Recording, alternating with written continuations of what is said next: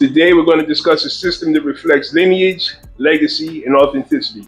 52 VtK, a link in an unbroken chain of prison combative systems. Let's talk about it. Bloody history, violence is what you gifted me, made me into a monster. Look at what you did to me. Murdered my sister while she was sleeping in the bed. Enslaved my little brother cause a hoodie on his head. You set me on fire. 52 VtK isn't my story. It's my retelling of the story as it was given to me. It's the preservation of a legacy. The legacy of individuals like Minister Ali, Powerful, Sham God, Z Black, and countless others whose names escape me at the moment. Real men who had real lives and whose existence can be proven. They're not some fantasy, they're not some made up fiction. These are men who lived and breathed and who bled this history. So again, 52 VtK isn't my story. It's the preservation of their legacy.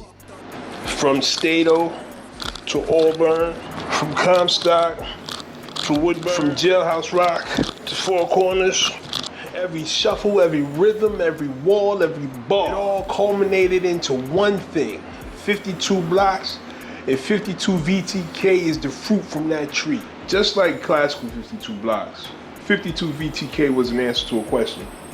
That question being, how do we advance a combat system that was baptized in blood and proven in pain to address the threats that exist today?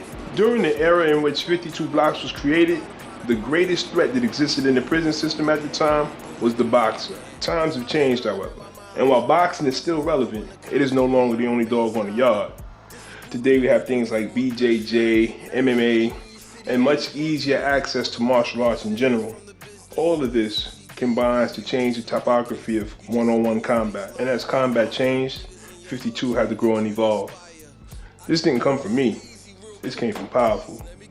Back in about 2009, he and I had a discussion, and he said to me, if I was still doing the same 52 blocks that he had been doing when he was young, then I was allowing the system to grow stagnant.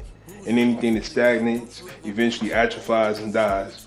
And we couldn't let 52 die at the wayside of history. From that moment, I began to look at 52 differently. I began to look at it through the lens of my training in Ving Tsun, Kali, and of course 52 blocks.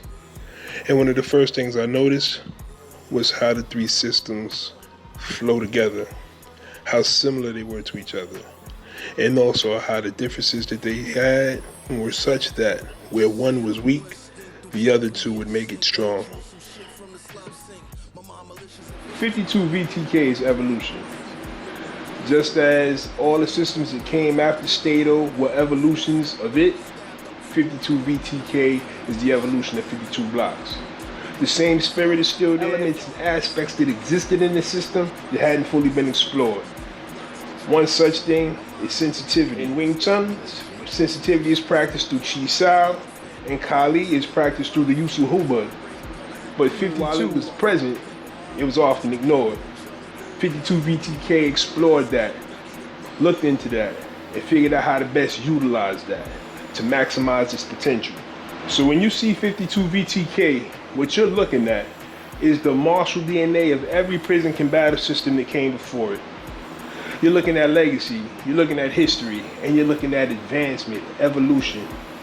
That's what 52 VtK is, man. We don't need to rewrite the history because we are the history. We're a part of that history because we come from that history. So if you like that, man, continue tuning in because I got some more stuff in store. Make sure you drop a comment, drop a like, and if you didn't like it, tell me why you didn't like it. Shadow 52 VtK, like, comment, share, and I will see you on the other side. Harambe.